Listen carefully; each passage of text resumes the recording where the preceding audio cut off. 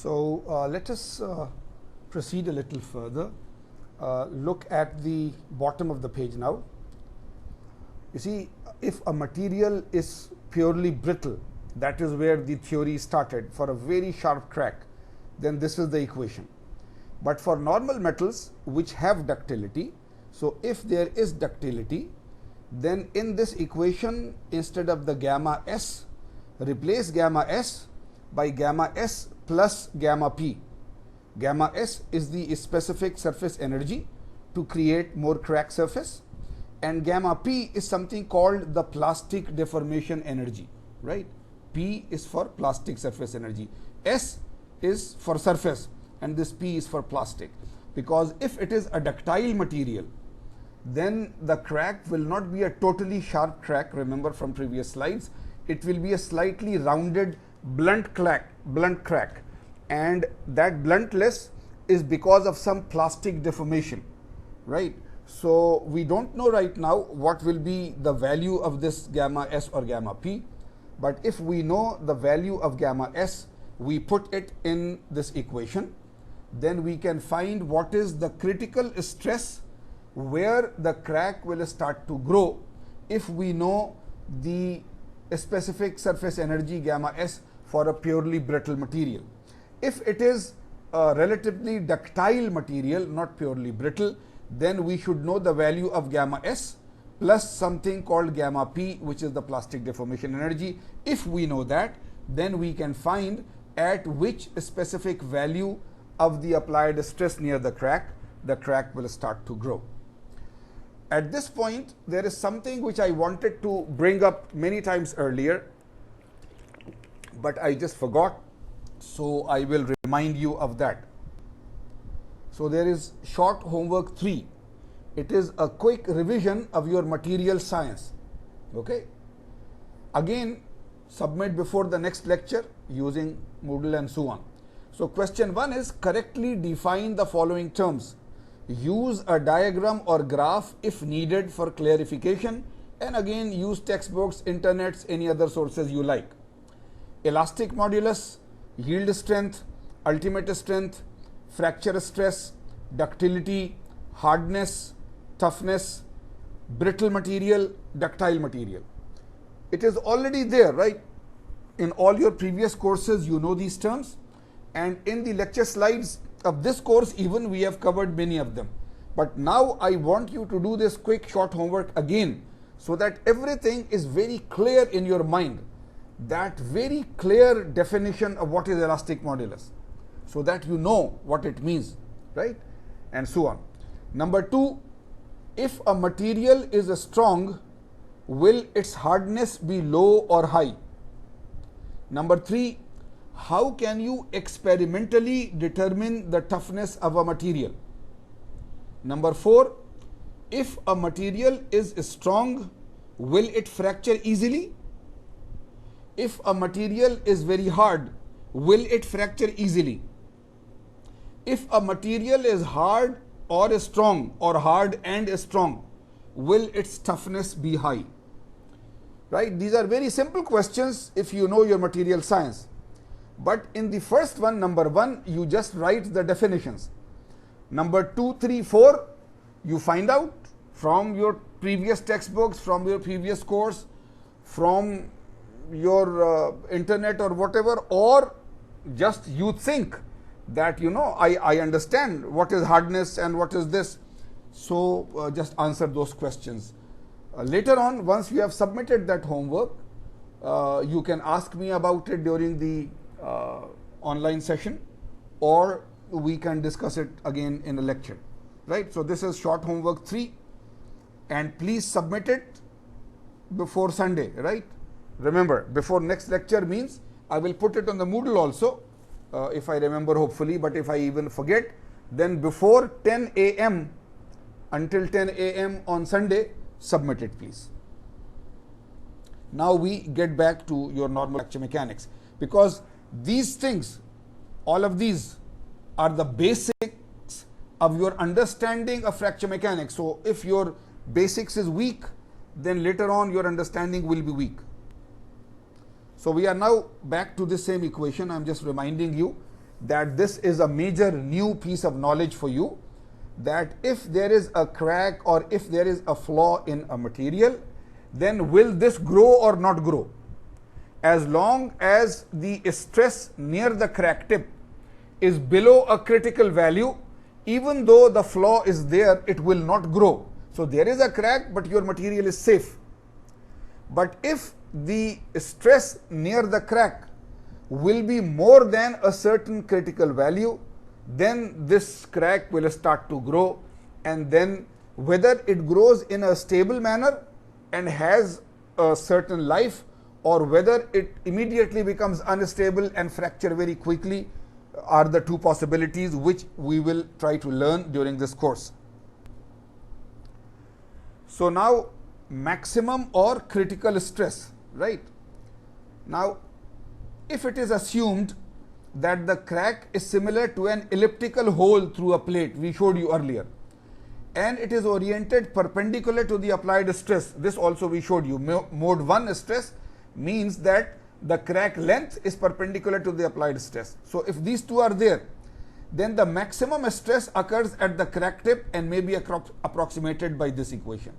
So now it is not just the crack is elliptical in nature now.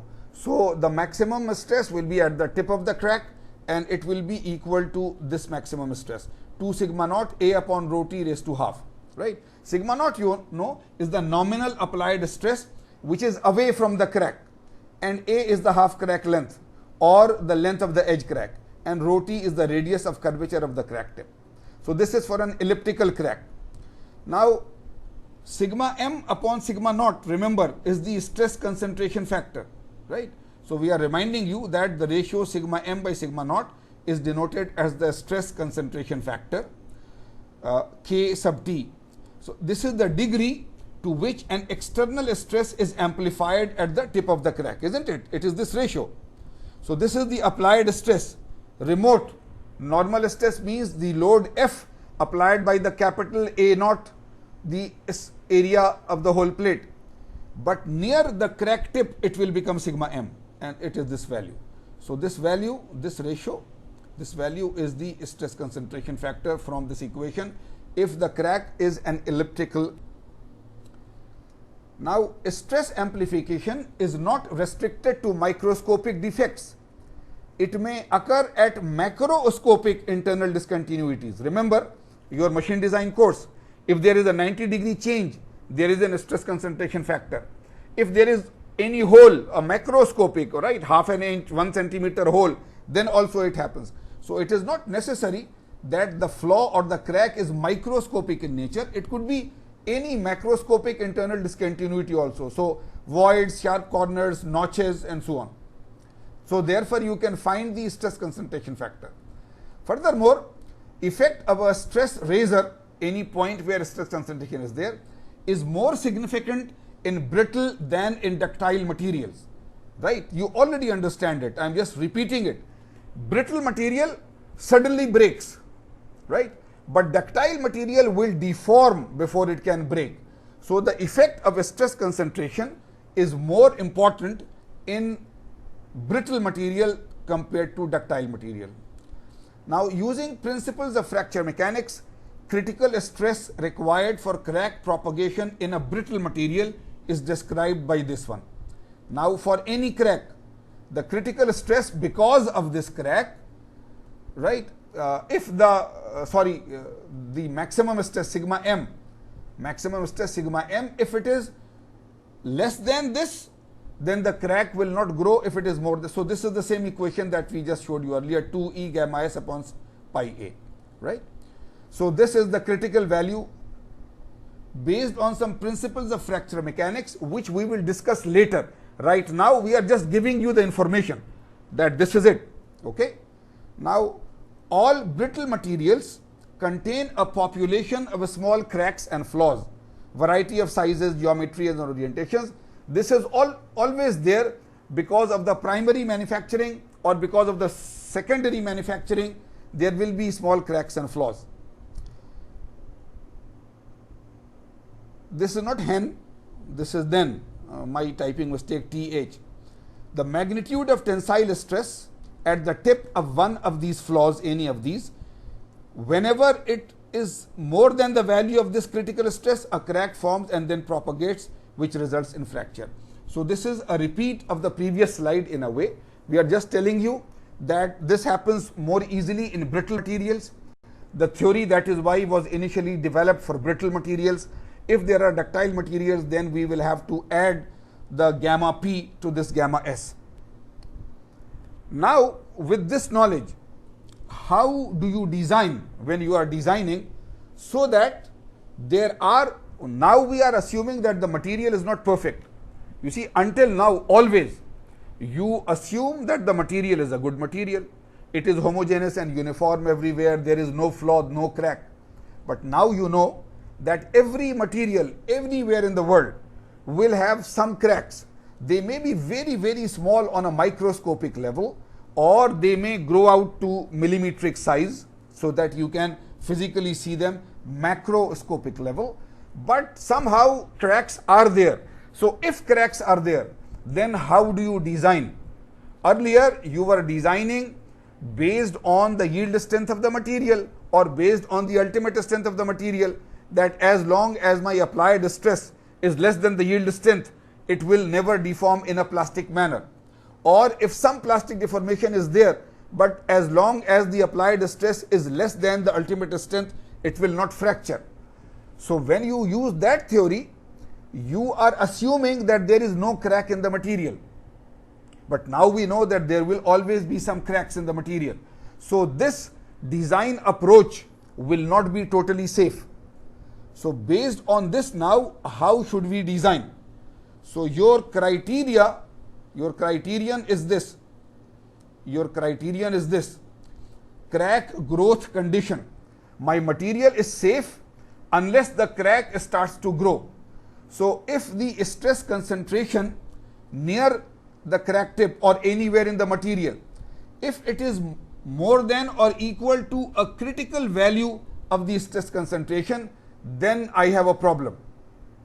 And this is a new equation now. You did not have this equation before, that the stress concentration factor is Y sigma root pi A. Remember, earlier you had a stress concentration factor which was Kt. Remember, Kt was there. But how do you find Kt?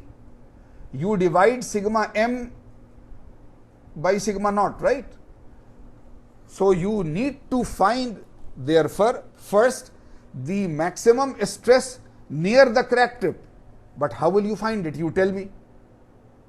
You see, if you know the stress at the crack tip, then you can find the value of sigma m.